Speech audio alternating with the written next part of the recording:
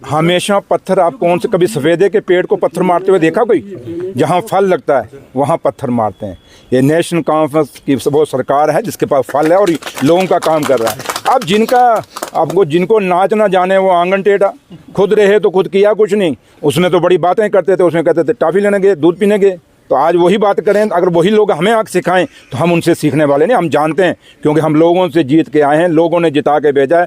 हमने लोगों के एक एक आदमी के अपने जिस कॉन्स्टिट्यूंसियों से आए हैं हमने वहाँ पे काम किए हुए तब जीत के। हम किसी वेव के कारण नहीं आए या किसी के कारण नहीं आए। अगर आज नेशनल कॉन्फ्रेंस का एक एक कैंडिडेट जो जीत के आया है वो डॉक्टर फारूक अब्दुल्ला साहब की क़यादत में और उमर साहब की क़यादत में जीत के आया। और यही विश्वास है लोगों को कि नेशनल कॉन्फ्रेंस एक ऐसी पार्टी है जिसकी गवर्नमेंट है वो काम करेगी। तो लिहाजा बाकी जो कहते हैं, जो बोलते हैं, बोलने वाले बोलते रहें, हमें क्या, हमें काम से मतलब है। अब उनको हम थोड़ा जवाब दें, हमने जवाब दिया है लोगों को जिन लोगों ने हमें वोट डाला है, हमने उनको जवाब देनी है। इनको क्या है, ऐसे सरप्राइज हुए हैं, कल से लोग हैरान हुए हैं कि जो उमर साहब ने कहा कि 200 यूनिट तब मिलेगा जब 100% मीटरिंग होगी, लेकिन मैनिफेस्टो में पहले ये नहीं कहा गया था। और इवन कि आप ही उमर साहब ने कहा था कि मीटर्स को तो हम दरियाई जहन्नम में फेंक देंगे। देखिए सुनिए मेरी बात, कुछ चीज़ें हैं कि हमने नहीं लगाई। मीटर कौन लाया?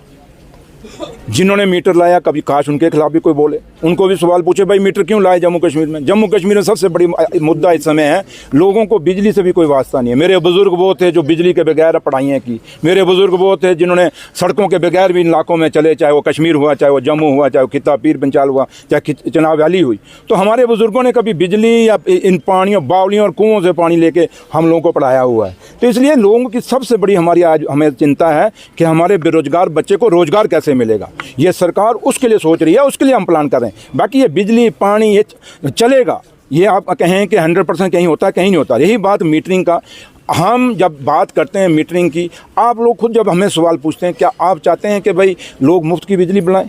आप चाहते हैं कि, क्योंकि मीटरिंग किसकी है, हम क्या कह रहे हैं, मीटरिंग किसकी होनी चाहिए? मीटरिंग में पार्शलिटी नहीं होनी चाहिए। यहाँ क्या हुआ, जो अमीर है उसके घर में मीटर नहीं लगा, जो गरीब है उसके घर में मीटर लग गया, जो 2 बल्ब जगाता है उसके घर में मीटर लग गया। बट जो पूरे एसी चला रहा है, पूरी फैक्ट्रियाँ चला रहा है, क्रैचर चला रहा है, उनको आपने माफ़ कर दिया। इसलिए ये सरकार वो बैलेंस करेगी। जो जितनी बिजली जगाएगा, मीटर से डरने की जरूरत नहीं, जितनी बिजली जगाओगे उतना बिल देना ना।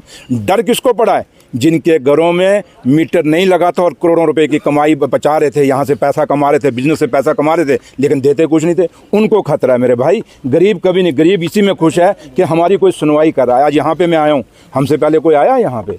कोई नहीं आया। तो लिहाजा मैं आपको यही कहूँगा कि हम अपनी जिम्मेदारी समझते हैं, अपनी अकाउंटेबिलिटी समझते हैं। अगर हमारी अकाउंटेबिलिटी है तो उन लोगों को भी जिन्होंने बेशक वो हार गए, अकाउंटेबिलिटी तो उनकी है। सर आखिरी सवाल, जो बस ही करो यार, बस। करप्शन ब्यूरो ने जो कल FIR दर्ज की फायर एंड इमरजेंसी के खिलाफ, और जो धांधलियों का इंकशाफ हुआ है, अब ट्रांसपेरेंसी एंड अकाउंटेबिलिटी के ऊपर काफी सारे हर घोटाला खोलेंगे, हर घोटाला नंगा करेंगे, चाहे वो माइनिंग हो, चाहे वो इंडस्ट्री के अलॉटमेंट हो, चाहे वो किसी तरीके की भी हो, बचने नहीं पाएंगे। ये हमारा ही खौफ है कि कल इतने सालों बाद इमरजेंसी, उनको फायर एंड इमरजेंसी की याद है। काश इनको हमारे आने से, कल उमर साहब ने अभी एक इंटरेक्शन की है तो वहाँ हो गया ना केस।